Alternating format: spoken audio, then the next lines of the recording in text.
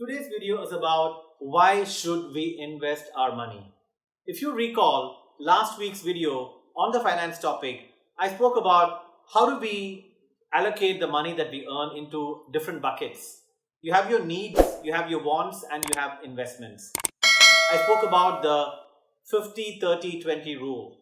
But before I go into the details of where should you invest, I thought it's important to cover the topic of why should you even invest? What's the purpose? I'm sure all of you would remember that during our parents' generation, they loved putting money into a bank account and just getting the interest of that bank account savings. Or they would put money in a bank deposit or a fixed deposit. Now, there are a lot of downsides to it, which is what I want to share. And I want to clarify how and why. Why should you invest and continue investing your money? When you speak about the 50-30-20, 20% was all about investing. Now, the purpose of why we should invest, there are predominantly two reasons. The first one is you want your money to be growing. The second reason being inflation. Let's talk about the first reason. When you talk about money growing, though the best form of managing money, people say, is that it should be increasing in value even when you're doing nothing with it. If you're just keeping it bank account, it doesn't grow as much as you think it is needed to be. And that's why the first reason is important for investing. And the second reason, which is inflation, is the most important reason. You think about it. Today, you buy a pair of shoes. The same pair of shoes you bought last year. The pair of shoes you bought last year was probably 5 or 10% cheaper. Now it is 5 or 10% more expensive. So if you had the same amount of money last year, today the same product, it has become more expensive, which means you've already lost money. So महंगाई हमेशा ज़्यादा होता है. We hear always, right, कि सबका महंगाई बढ़ गया, सब्जी का महंगाई बढ़ गया, तेल का महंगाई बढ़ गया. So all the things that we use, the expenses are increasing. Rice, pulses, commodity, whatever, most of the things are getting more and more expensive. So if you're having the same amount of money, already you've lost money. And that is what is called inflation. And that is a very, very important reason why you should be investing. Now, when you think about both these issues, which is one is inflation, and the second is you want your money to be growing, the only way you can do this and manage this is by investing the money that you earn. So even we take the example of fixed deposits. Now, depending on which country you live and which banks you invest, the interest rates for deposits also has gone very, very low. Even, people talk about buying houses versus renting houses. If you, for example, take Mumbai, which is such an expensive city for real estate, when you put income for the rent in a fixed deposit, you probably get about 3-4% interest rates, maybe a little bit higher depending on the bank. But when you take a home loan to buy the same house, the interest you're paying is 8 or 9 or 10%. Now, when you take the rental income of that and invest in the bank, you don't get that return, which means every month you're already losing money. Now, this is only applicable for cities where the real estate is expensive. I'm not saying for that reason don't ever buy property. It's also an important investment. Maybe you can consider buying it in a low-cost place. Now, again, I want to remind everyone, I'm not a financial expert. I'm just sharing the knowledge that I have used and what I hear from people. So please do your own research. This is just some guidance I'm giving you. Now, I want to give you all a case study of the purpose of why you should invest and what will happen in terms of your income when you invest.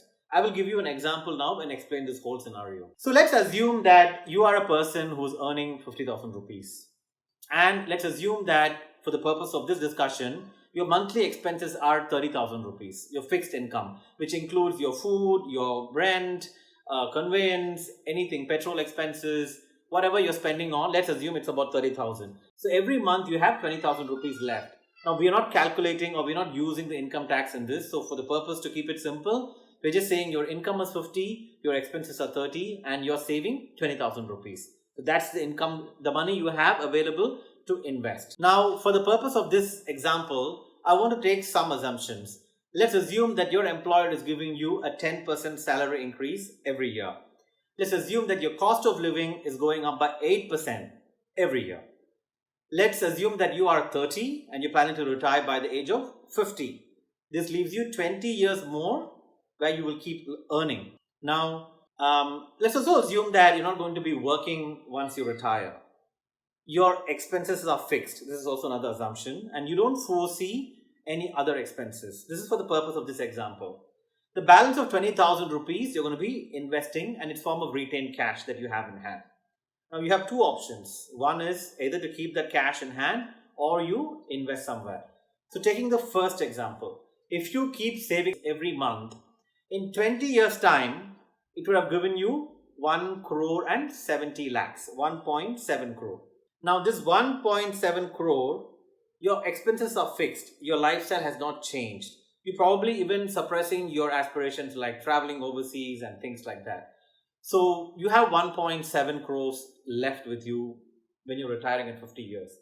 Now this will take you at best for probably 6 or 8 years based on your expenses that you have. So what will you do after 8 years? You won't have any money left. You would have spent all that money. So you're going to run out of money, and how would you fund your life? This is the biggest challenge with just putting your money in a bank account and keeping it there. So now you must be wondering, is there a better way? Can I increase this income? Can I make more money out of this 20,000 rupees per month? Now we'll take another example. Let's assume that you're going to now invest this money.